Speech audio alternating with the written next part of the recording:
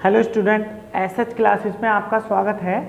और आज हम आपको IAS 2024 में आए हुए सी सेट के क्वेश्चनों को सॉल्व करेंगे। ओके, जैसा कि आपकी स्क्रीन पर क्वेश्चन दे रखा है, देखिए ज़रा, ये है रीजनिंग से रिलेटेड क्वेश्चन है। इसमें पहला क्वेश्चन रीजनिंग का ये, यदि एक निश्चित कोड में ABC मतलब ABCD इसका कोड बताया था 24।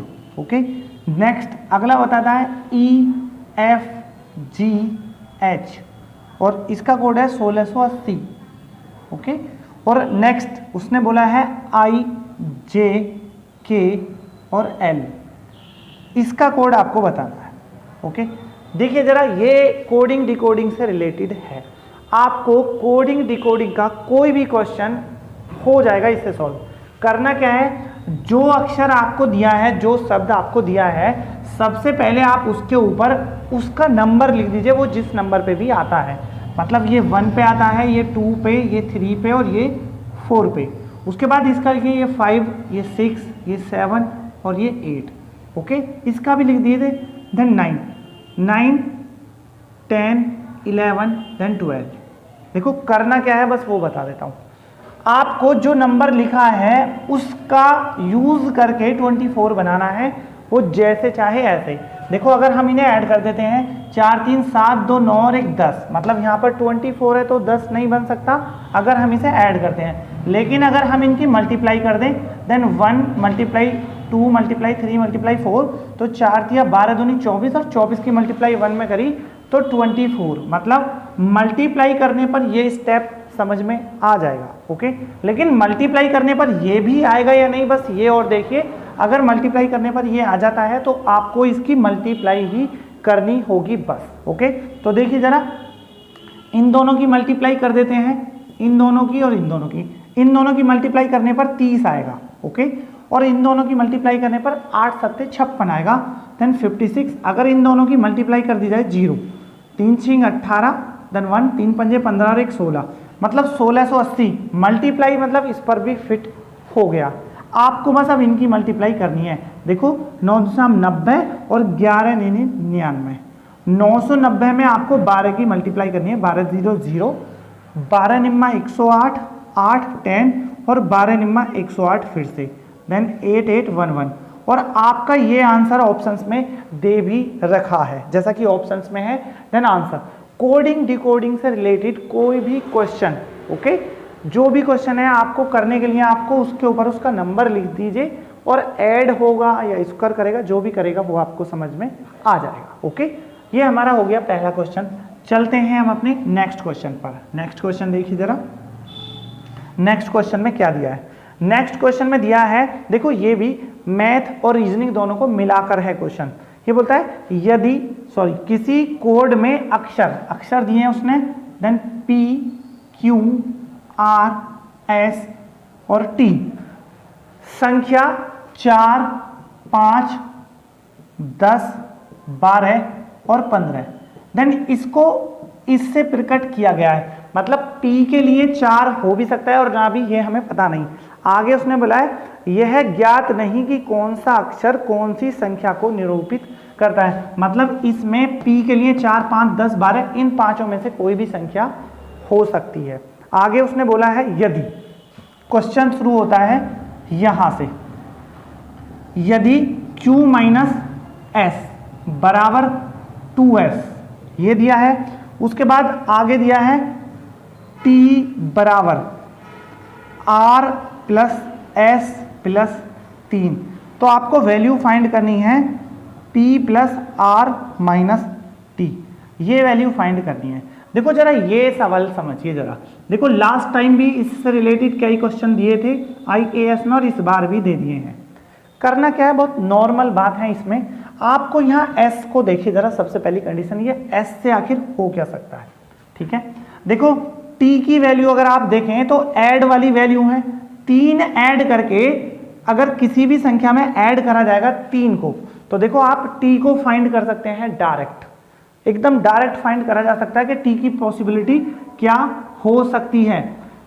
अगर 3 को 4 में ऐड करा तो 4 3 7 और यहाँ 7 से बड़ी डिजिट ही हैं सब, मतलब t का मान ना तो 4 हो सकता, ना 5 और ना ही 10।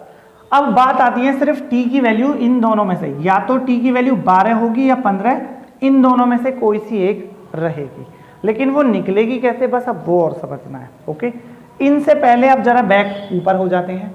अगर हमारी यहाँ पर कोई वैल्यू है उसमें से उसे माइनस कर दिया जाए तो आपका s का डबल आना चाहिए, जो भी s की वैल्यू है। देखो यहाँ पर s की वैल्यू अगर मैं 4 रखूँ तो यहाँ डबल 8 नहीं है, तो 8 नहीं आ सकता। 5 का डबल 10 आ सकता है, ये पॉसिबिलिटी है कि यहाँ पर 10 आ सकता है, क्योंकि 5 का डबल बन जाएगा, तो मतलब s की वैल्यू 500% हो गई, ये बात फिक्स हो गई। अब बात आती है s की वैल्यू 10 हो गई, सॉरी 5, यहाँ 5 अगर हम कितने में से कितना घटाएं और 5 10 आ जाए तो यहाँ पर q की भी वैल्यू निकल गई हमारे पास 15। देखो जरा, अगर हम 15 में से इसको सॉल्व करते हैं, 15 माइनस 5 बराबर 10 आ गया, और जो कि s का डबल है। देखो s की वैल्यू आ गई, q की वैल्यू आ गई, और 15 यहाँ आ गया तो t की वैल्यू अब यहाँ से आ गई 12। अब जरा देखो यहाँ पर वैल्यू पुट कर देते हैं। अगर हम यहाँ पर देखें पुट करके, 3 s की वैल्यू 5 है, 3 5 3 8, r की वैल्यू आती है 4। अब ओके, यहाँ से r की 4 आ गई, देखो t भी आ गया, r भी आ गया, और p की वैल्यू 10, मतलब हमारे पास पांचों वैल्यू आ गई। और ये वैल्यू पुट करिए बस आप यहाँ पर, p की वैल्यू 10, r की वैल्यू 4 माइनस, और t की वैल्यू 12। देखो 10 4 14, 14 में से 12 जाते हैं, देन 2 देन आंसर, जैसा कि आपके ऑप्शंस में भी दे रखा है।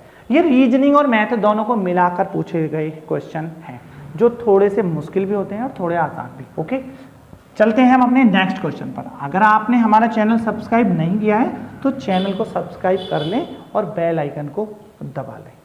नेक्स्ट क्वेश्चन देखिए, नेक्स्ट क्वेश्चन में उसने क्या बोला है। देखो ये भी रीजनिंग से रिलेटेड क्वेश्चन है। रीजनिंग में इसमें क्या बोला गया है देखिए जरा, एक निश्चित कोड में POT,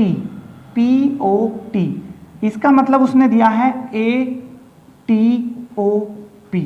नेक्स्ट में दे रखा है उसने TRAP, ट्रैप, और ट्रैप को भी उसने कोड कर दिया है, देन PART। उसने फिर नेक्स्ट पूछा है, देन ए पार्ट हो गया को इतना, तो ARENA, इसके बारे में पूछा है। तो देखिए जरा करना क्या है, बस आप ये देखिए, POT पॉट है तो उसने इंटरचेंज लास्ट वाले 3 को इंटरचेंज किया है, मतलब जो लास्ट में है वो फर्स्ट, फिर सेकंड, फिर थर्ड, और उसके आगे इसको न्यू लिख दिया है जो पहले वाला है। तो पहला वाला यहाँ पर भी न्यू है, तो आपको भी न्यू 1 लिखना होगा, पहली कंडीशन। उसके बाद लास्ट, जो लास्ट में है वो आ गया यहाँ पर, उसके बाद N आ गया, फिर E आ गया, उसके बाद R आ गया, देन उसके बाद फिर A आ गया, और ये आपके ऑप्शंस में भी दे रखा है, देन आंसर। ओके, ये रीजनिंग के क्वेश्चन हैं जो कोडिंग डिकोडिंग के क्वेश्चन दिए हैं। देखो ये दूसरा क्वेश्चन है कोडिंग डिकोडिंग का। ओके, हो गया जैसा कि आपके ऑप्शंस में भी आंसर दे रखा है। ओके, चलते हैं हम अपने नेक्स्ट क्वेश्चन पर।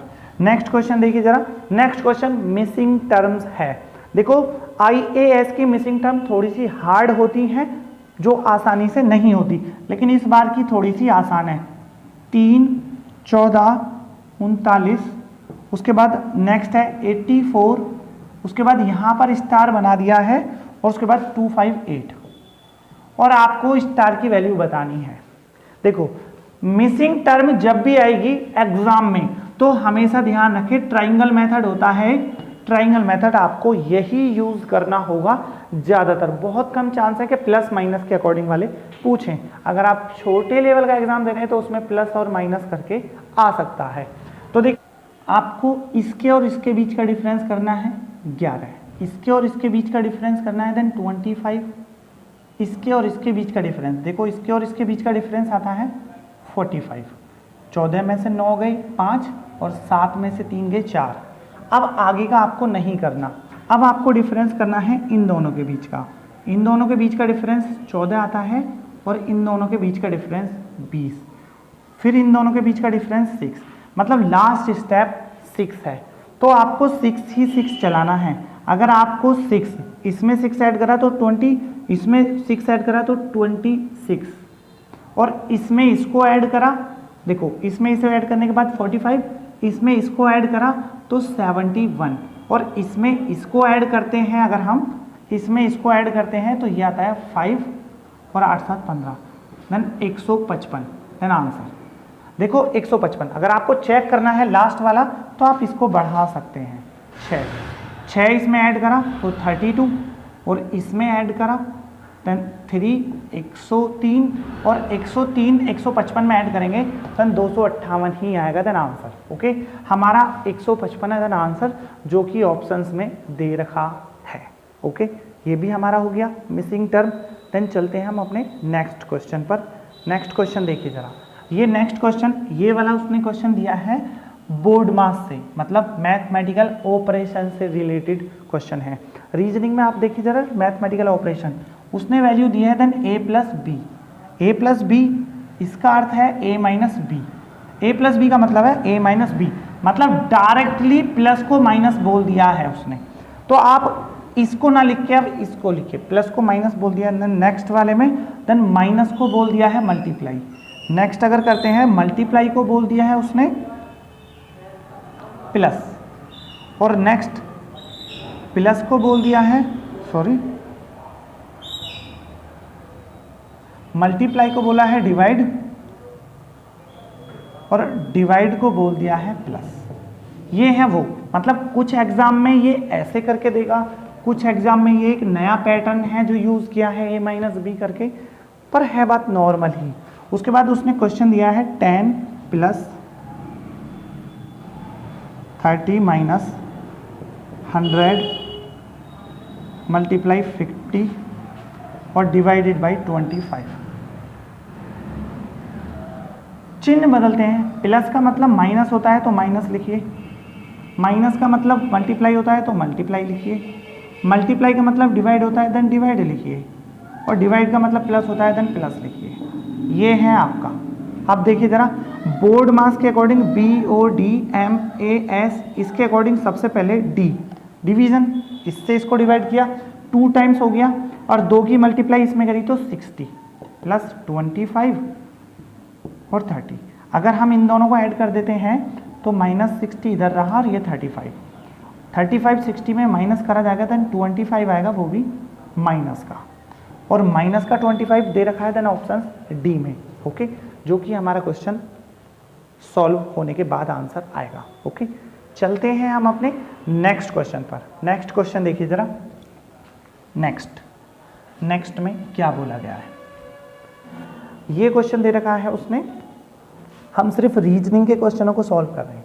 इन रीजनिंग के क्वेश्चनों को सॉल्व करने में देखिए जरा, हर चैप्टर से एक एक क्वेश्चन उन्होंने उठाया, कुछ चैप्टर के बिना भी क्वेश्चन उठाए हैं। ये क्वेश्चन थोड़ा सा अलग है एकदम, जो कि किसी चैप्टर में नहीं है। उसने एक सीरीज दी है देन 1 कोमा, उसके बाद 1,2, उसके बाद 1,3,2, उसके बाद 1,4,3,2, उसके बाद फिर 1,5,4,3,2 और डॉट डॉट डॉट डॉट। उसके बाद फर्स्ट 28 का सम बताना है आपको।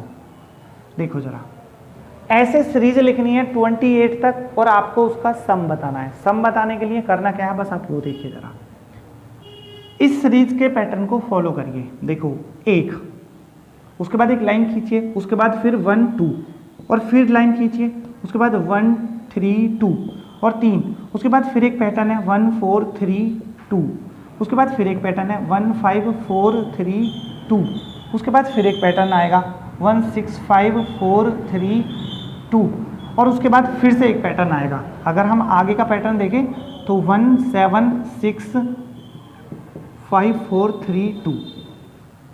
अब इन टर्म्स को देखिए देगा, 1 2 3 3 6 4 10 5 15 तो यहाँ तक हो गए और ये 6 हैं और 7 6 13, मतलब टोटल 28 टर्म्स हो गए हमारे। बस आपको काउंट करके देखना है 28 हुए या नहीं। इन दोनों का सम, इसका सम करा तो 1 प्लस इसका सम किया तो 3, इसका सम किया तो 3 2 5 और 1 6, यानी इसका सम किया 4 3 7 3 10, इसका सम किया तो 15, इसका किया तो 21 और 21 7 28। बस आपको ये सब ऐड करने हैं। 6 3 9 और 1 10 10 20 20 और 15 35 और 1 36 36 और 20 56 और 56 में 28 अगर हम ऐड कर दें देन 84 है ना आंसर, जैसा कि आपके ऑप्शंस में भी दे रखा है। ओके, ये हमारा क्वेश्चन जो कि किसी भी चैप्टर से नहीं है। ओके, चलते हैं हम अपने नेक्स्ट क्वेश्चन पर। नेक्स्ट क्वेश्चन देखिए जरा, नेक्स्ट वाले क्वेश्चन में क्या है।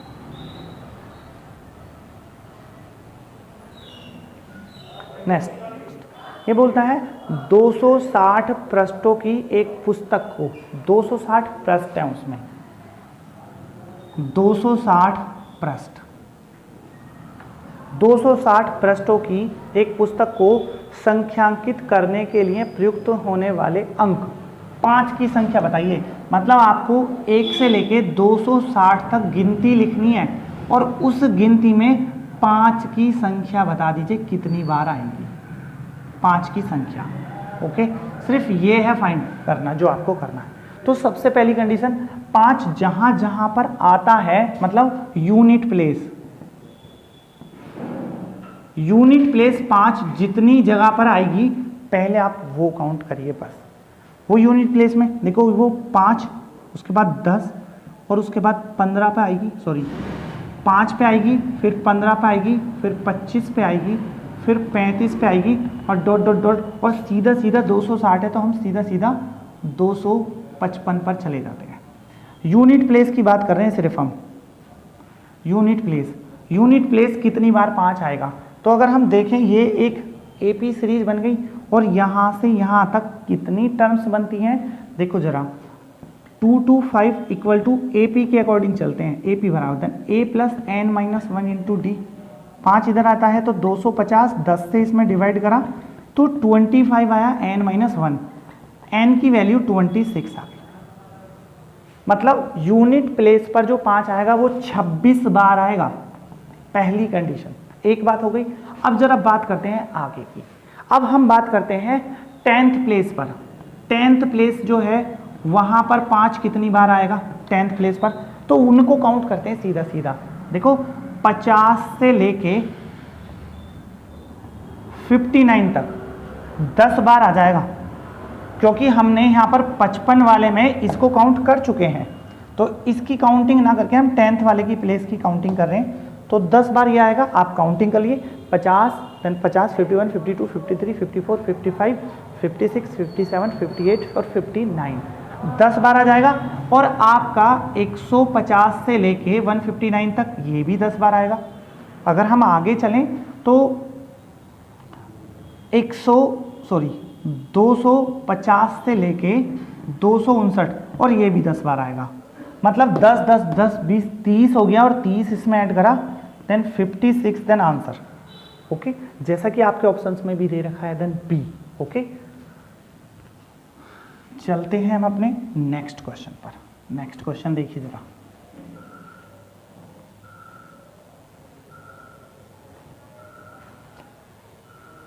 नेक्स्ट क्वेश्चन दे रखा है उसने घड़ी से संबंधित। जरा इसे देखिए, ये बोलता है जब एक घड़ी 4:25 इतना टाइम बताती है। क्वेश्चन है जब घड़ी 4:25 घंटे दर्शाती है तब मिनट की सुई और घंटे की सुई के बीच का कोण बताइए। देखो आपको एंगल फाइंड करना है, एंगल, और एंगल फाइंड करने के लिए थीटा बराबर 11/2 m माइनस 30h, ये आप एंगल फाइंड करने के लिए यूज कर सकते हैं। यहाँ से m की वैल्यू मिनट होती है और h बराबर आवर।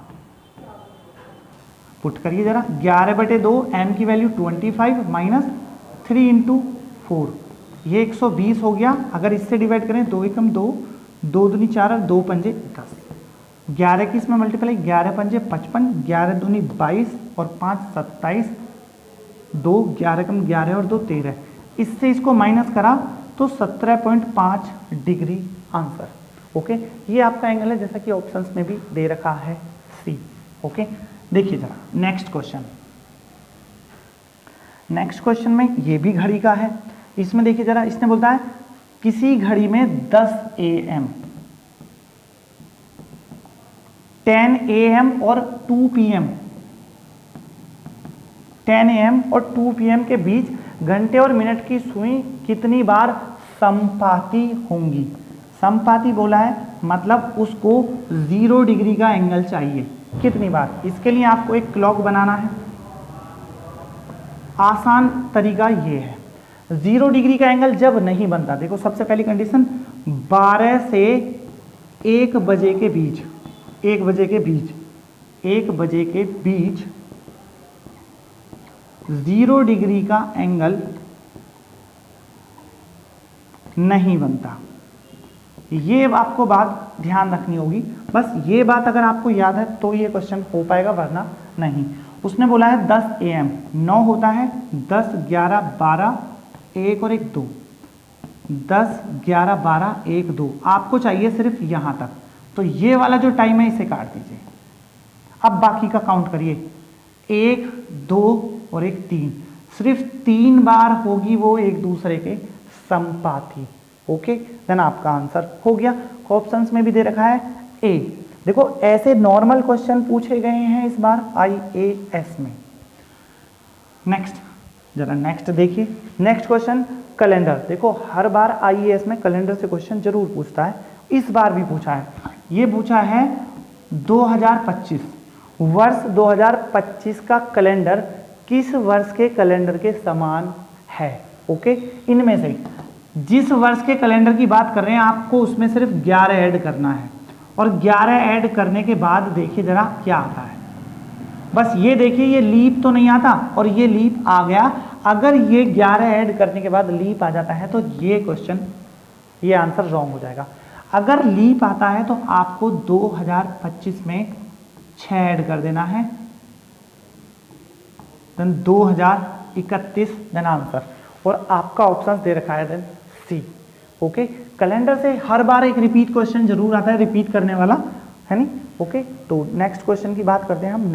नेक्स्ट देखिए, ये है एक मिसिंग टर्म जो कि आपकी स्क्रीन पर भी दे रखी है। देखिए जरा, ए डॉट, उसके बाद बी, उसके बाद सी, उसके बाद डी, फिर डॉट बी बी, उसके बाद सी डी ए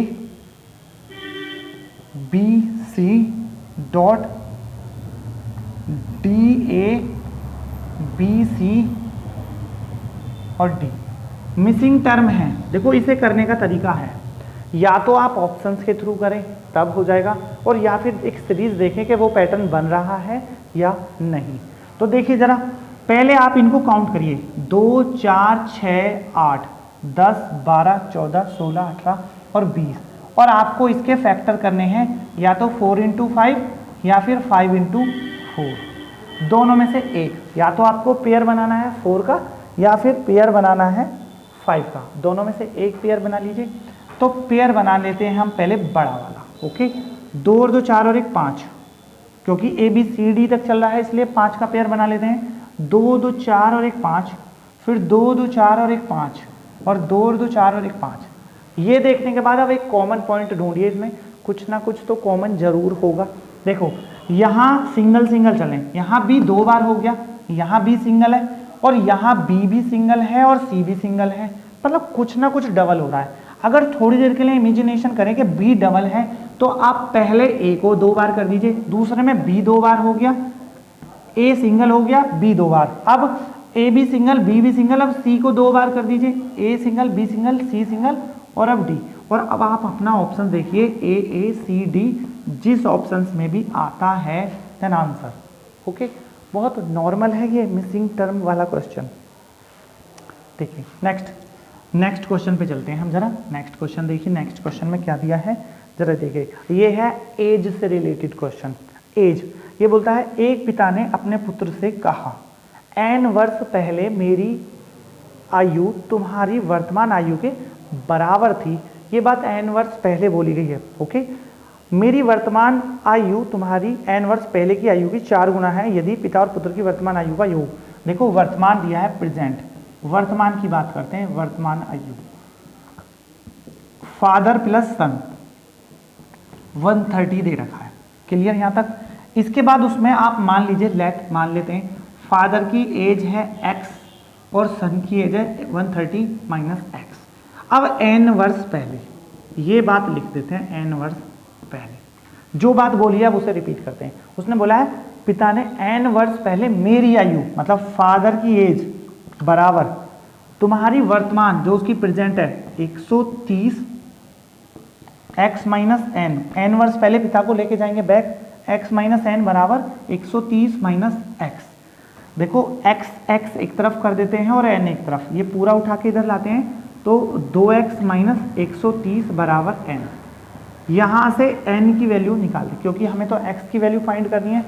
ये एक स्टेप हो गया यहाँ तक। अब जरा नेक्स्ट देखिए, नेक्स्ट में बोला है उसने मेरी वर्तमान आयु तुम्हारी n वर्ष, वर्तमान आयु फादर की वर्तमान आयु बराबर तुम्हारी n वर्ष पहले की मतलब 130 माइनस एक्स और माइनस का n, इसका 4 गुना है, ये है स्टेप।